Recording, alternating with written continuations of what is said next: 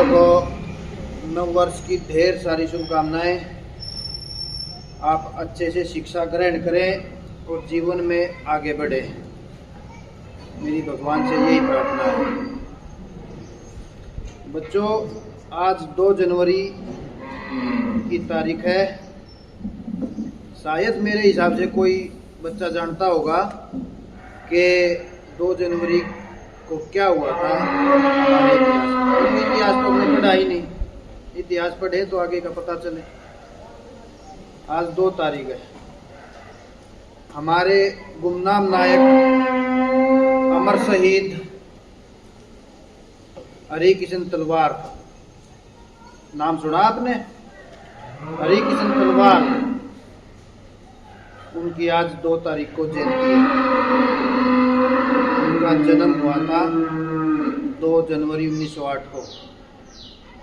आप मेरे को ये बताओ, क्या कोई पिता अपने बच्चे के फांसी के फंदे का इंतजाम कर सकता है?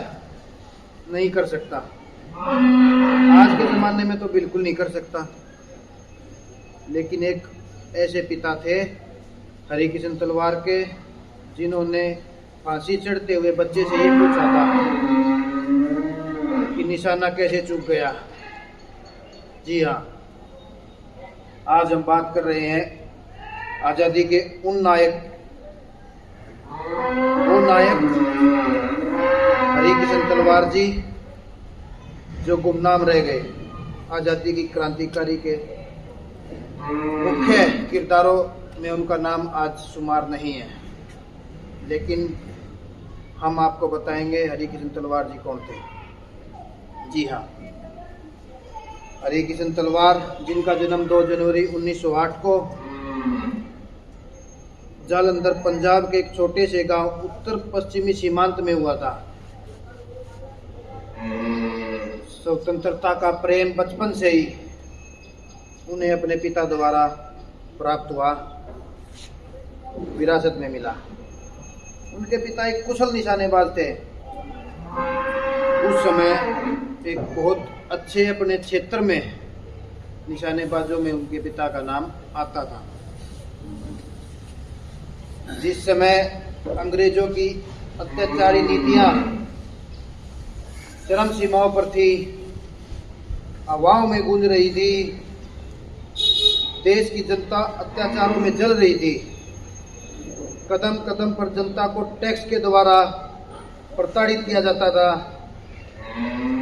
उस समय एक चिंगारी उठी जिसका नाम था हरिकिशन तलवार। हरिकिशन तलवार वो शख्सियत थे जो बचपन से ही इन प्रताड़ित होती जनता को देख रहे थे और अपने अंदर क्रोध की भावना पैदा कर रहे थे। हरिकिशन तलवार बचपन से ही नौजवान भारत सभा से और उनके कार्यों को देख रहे थे। नौजवान भारत सभा के अध्यक्षता शहीद आजम भगत सिंह के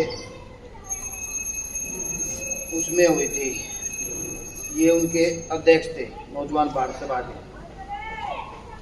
हरिकिशन तलवार नौजवान भारत सभा से जुड़े और लगातार प्रयासरत रहे। छोटे मोटे केसों में इनका पहले भी नाम आया।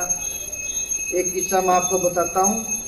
जब इनका पहली बार नाम आया था तो अंग्रेजों ने इनको बच्चा समझ करके छोड़ दिया था और एक लेटर पर साइन करवा लिए थे। बाद में पता चला था इनको तो कि वो लेटर कोई और नहीं था, बल्कि अंग्रेजों द्वारा इनके एक माफीनामा तैयार किया गया था। इन्होंने उसको पढ़ा भी नहीं था और इनके साइन करवा लिए।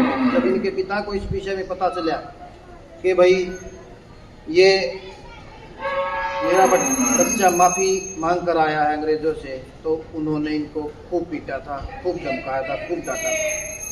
उन्होंने बताया था, पिताजी मेरे को तो रिहाई के कागज़ बता करके साइन करवाए गए हैं, मेरे को इस विषय में कुछ भी जानकारी नहीं थी। चलो, बात यही नहीं रुकती, बात यहाँ से शुरू होती है। तो 23 दिसंबर का दिन था 1930। 23 दिसंबर 1930 पंजाब विश्वविद्यालय में एक समारोह का आयोजन था जिसमें पंजाब के राज्यपाल शामिल होने जा रहे थे। उस समय नौजवान भारत सभा ने एक मीटिंग रखी और एक प्लान तैयार किया कि भाई अच्छा मौका है राज्यपाल को गोली मारने का। तो हरिकिशन तलवार जी ने अपना नाम आगे किया कि भाई मैं एक निशानेबाज भी हूँ और बचपन से ही मैंने अपने पिताजी से निशाने की ट्रेनिंग ली है, तो मेरे को मौका दिया जाना चाहिए। तो निशानेबाजी को ध्यान में रखते हुए नौजवान भारत सभा ने हरिकिशन तलवार जी को मौका दिया और इनको जिम्मेदारी सौंपी और हथियार और रिवॉल्वर और गोलियां मुहैया करवाई। जब दिन आया, दिन था 23 दिसंबर 1930।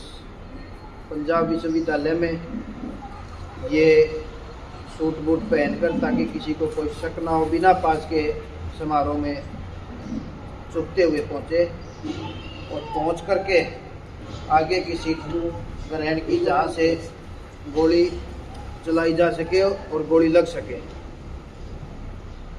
तो इन्होंने जैसे ही खत्म हुआ और भाषण के लिए राज्यपाल उठे, ये भी अपनी सीट पर कुर्सी पर खड़े हो गए, लेकिन कुर्सी समतल जमीन ना होने के कारण हिल रही थी और हिलने के कारण इन्होंने गोली चलाई, जो कि राज्यपाल जी को बाह में लगी और वो झुक गए और दूसरी गोली उनके कमर में लगी।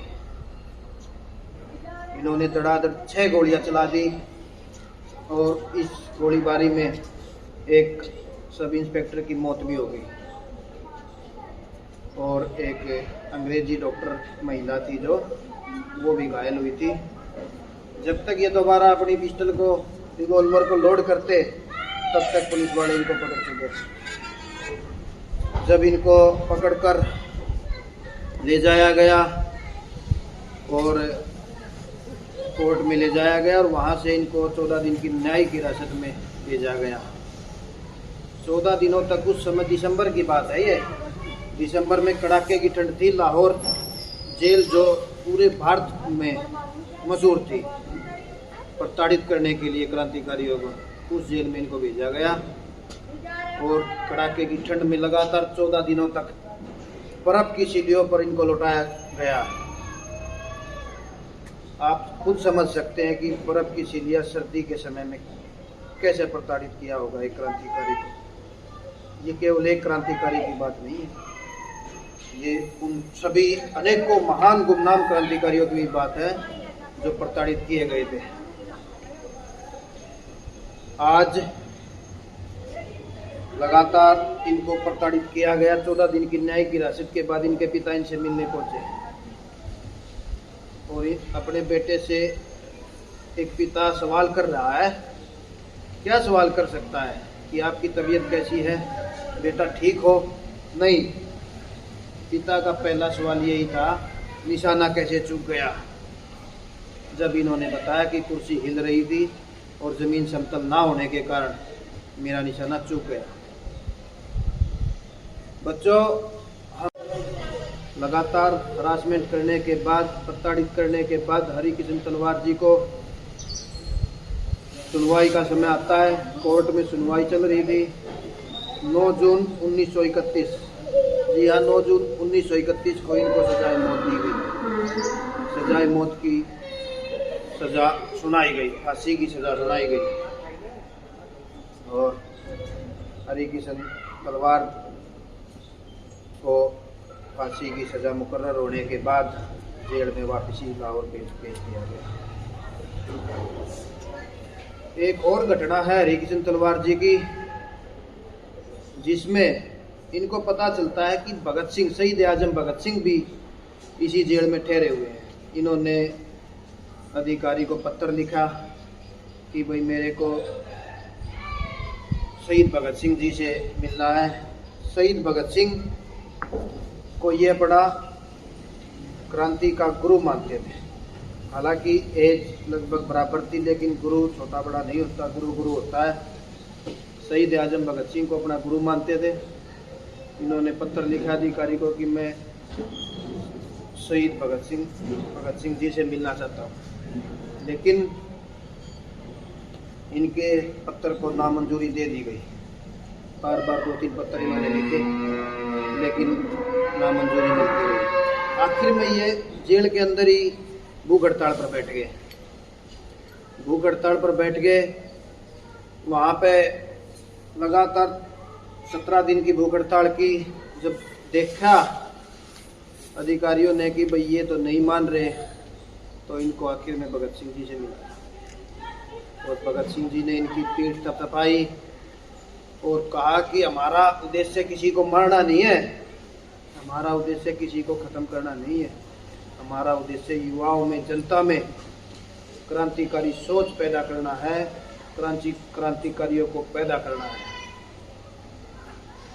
ये आप खुद समझ सकते हैं कि भगत सिंह जी किन विचारों के क्रांतिकारी रहे होंगे। आखिर वो समय आ ही गया जब इनको फांसी देनी थी। 9 जून 1931 को इनको फांसी दे दी गई और फांसी के बाद इनका शव कहीं दूर दाह संस्कार कर दिया गया। इनके परिवार वालों को इनका दाह संस्कार के लिए शव भी नहीं दिया अंग्रेजों ने, इन गोरों ने।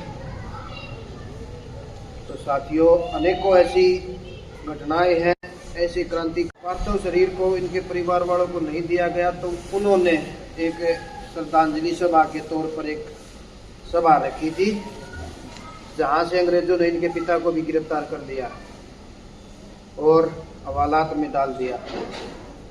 लगातार 25 दिन तक इनके पिता को प्रताड़ित किया गया, जिनका नाम था गुरदास मल तलवार, जो एक अच्छे निशानेबाज थे। उनको प्रताड़ित किया गया। हालांकि उनको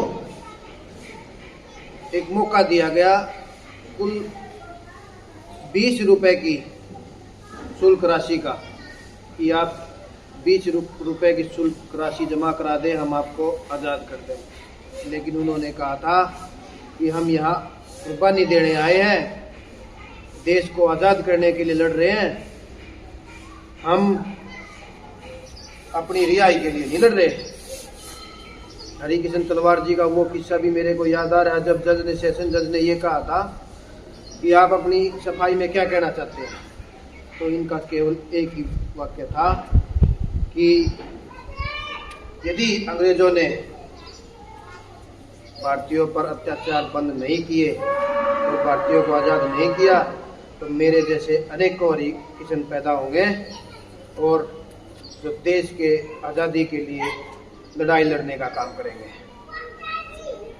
हमें ऐसी घटनाओं के बारे में पता होना चाहिए जो गुमनाम रहेगी। हम उनको उजागर करना चाह रहे हैं, हम उनको उजागर करेंगे समाज के सामने, चाहे हमें कोई भी प्लेटफॉर्म का सहारा लेना पड़े। ऐसी कहानियाँ हम उठाकर लाएंगे।